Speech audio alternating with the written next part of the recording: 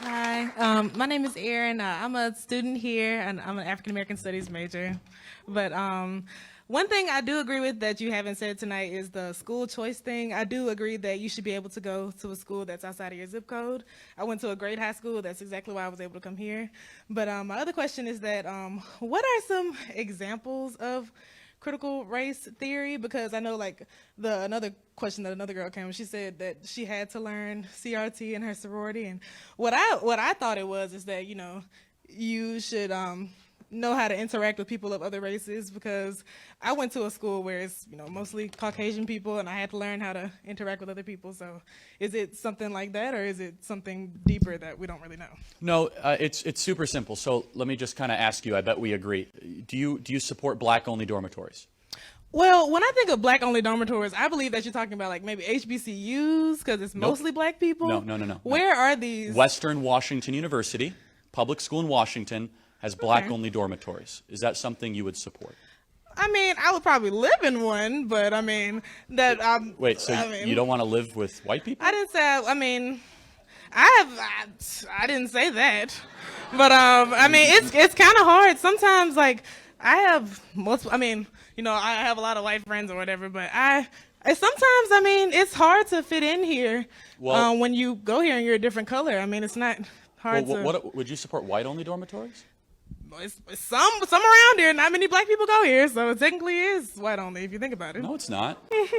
No, I mean, let me ask you another question. I don't think anybody here would. Oh, well, some people might, support that. I mean, I never said I supported any only kind of thing. That's why I'm asking, right? I think that Do you support white only dormitories? Absolutely not. I think it would be racist. It's and preposterous. disgusting. I believe that. And guess what? Black-only dormitories are racist too. I mean, I guess so. I might live in one if I could, but I can't. So. Okay. Well, let me ask you another question. At Columbia University, they have black-only graduation ceremonies. Would you support that? I mean, is it just like, so are they not able to graduate with the white people? Is that why they can't? Well, they have a separate ceremony just for black people. Oh. I mean, I guess it's kind of like the separate ceremony when they don't want to go to graduation. They want to do it online. That's how I think of it. So do you think segregation is evil and wrong? I mean, black people weren't even able to join sororities here until 2012. So, not the PhD one. So, segregation here. George Wallace stood in front of the doors. I just know that's not true, and like there's. Okay, when were PhD sororities and fraternities desegregated? 2013. Oh, so you're trying to tell me that black people were not able to join a fraternity because of the color of their skin? Do you remember George Wallace too? Segregation now, segregation, for all, forever. That's what happened as well. That's what you're espousing when you say that black-only graduation ceremonies or dormitories. Black-only graduation ceremonies are the least of our problems, least of yours. Do you think that you'll be able to go to a HBCU and have this same turnout and have these same people?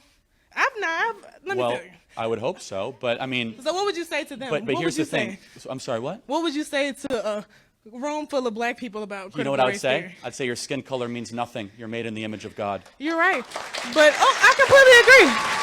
But I can tell you right now.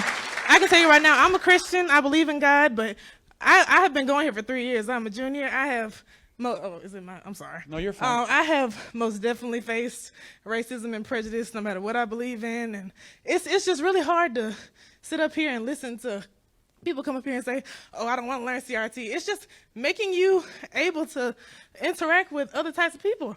I have no problem. No, it's not. So let me just tell you. So at the Georgia public schools in Atlanta, they put black sixth graders in one classroom and white sixth graders in another classroom. Is that evil? I've never seen. Can you show me a video of those kids? Atlanta segregation of public schools. Well, it was please national show me. news. Not to interrupt, but I have family members that go to schools in these areas, and I also have people who live in redlining districts where they can't go to good schools. Do you support segregation?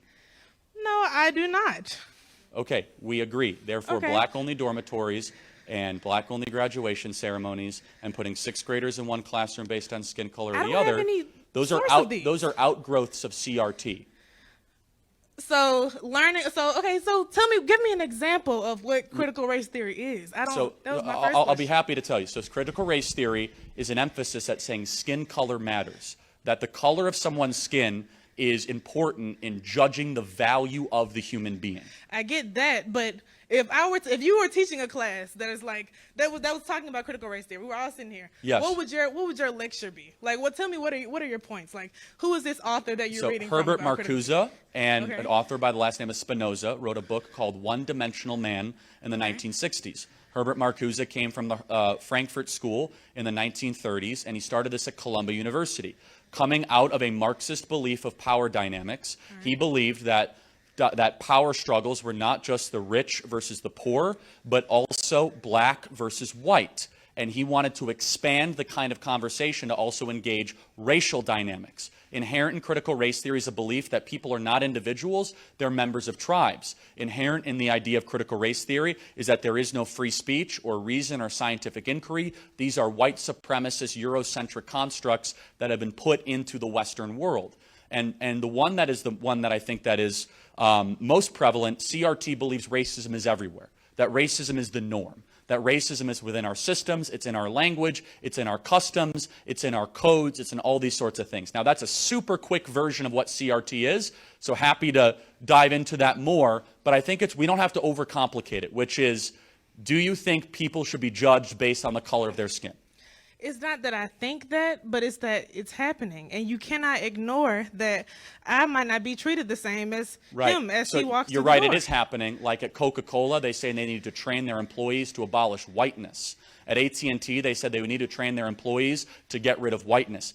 We have a supply and demand issue with racism in our country. We have an incredibly low supply of racism and an incredible demand to try to fulfill it. So we've created racism where it doesn't exist and try to turn everyone into mini racists against each other, which has now manifested itself into a massive anti-white movement in our country where I believe, more than anything else, we should care about character, not skin color. Do you agree with that?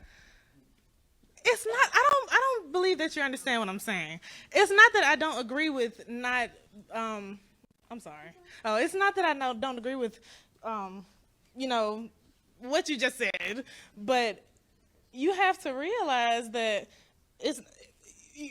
black people are like, white people are not being hunted after. Y'all can come here and live a great freaking life. Alabama is a safe haven. The PhD fraternities and sororities are a safe haven for white people. You think you're being hunted? Let me tell. Okay, y'all can laugh, but until you have walked as a black person on this campus, y'all truly don't understand. And I've gone to school with white people my whole life. I've gone. So but it's just. I will end with this. You're not being hunted at the University of Alabama, and there is no boogeyman that's trying to get you. It's not. You're making it seem. You live in the least racist country in the history of the world. You're in Alabama. You are literally in the place where it's not okay. You mean the place that has given you more talking time than any other person here, and where they sit respectfully. You're supposed to shut me down and be like, go sit down? I mean, of course I'm going to talk to you. That would have happened 100 years ago. You're right. 100 years ago, you might not have been allowed to come into this room, which would have been evil. No, instead, we are here. We're creating a movement to say we never want to go back to the segregation that once existed in this country, that is now being pushed by people in corporate America, in academia, and other places. We want to strive for a country that cares about character and the soul and the spirit of the individual, not on tribes, not on the melanin content in people's skin. And I will say this as compassionately as I can, is that you are not being hunted as a black person in America. There's not a single statistic that affirms that. There's not a single data point. Instead, the opposite is true. We are the least racist, most accepting, multiracial country in the history of the planet, and I pray one day you'll be thankful to live in that country. Okay. Thank you for being here tonight. Thank you. Everybody. CJ, come here. Really quick. I have a question. Come here. Go right there. So CJ, just really quick. You're a black person. Are you hunted at the university? You know, I don't feel hunted at this university, but I guess the difference between me and some people here is that I don't choose to be a victim, Charlie, which I think is the biggest problem we have here today are people who wake up every single day looking for a reason to be oppressed, looking for a reason to cry and make an excuse about why they're not in a position to go win. I don't see the color of my skin as a disability. I see it as simply an accessory that I couldn't control. I've been black all my life. I've been black today, and I'm thriving here. I think that's a roll tide right there, right? I don't know. And so, CJ, let me ask you, CRT, racist? It's not just racist, it's the exact iteration of white supremacy, just in reverse. I think it's important that we start teaching young people not to hate other people because of the color of their skin. We can teach black people to be proud of who they are without telling white people they should be ashamed of who they are. You know? Amen. Yeah. So, closing thought, CJ. Is this trying to divide the country? It's not only trying to divide the country, it's trying to break apart the foundation upon which it was built. You know, people forget the words of MLK, Rosa Parks, all those people who fought so hard for us to be a united country where we didn't see the color of one's skin but their character. This is about taking us away from the vision and the dream of Martin Luther King and just taking us to the dream of Kamala Harris, and I don't want to live that dream. Amen. CJ, you're a great American. Give it up for CJ, everybody. So good. God bless you, man. Everybody, this was great tonight. I want to thank some of the disagreements. It was great as always. Everybody, Alabama's a great state. It truly is. And I just want to say God bless this wonderful country and for everyone being here tonight. And in closing, the future is dependent on what you do. If we act and if we're optimistic and solution-oriented, our best days are ahead. It is a gift from the Lord to live in America, the greatest nation ever to exist in the history of the world. God bless you guys, and roll tide. God bless.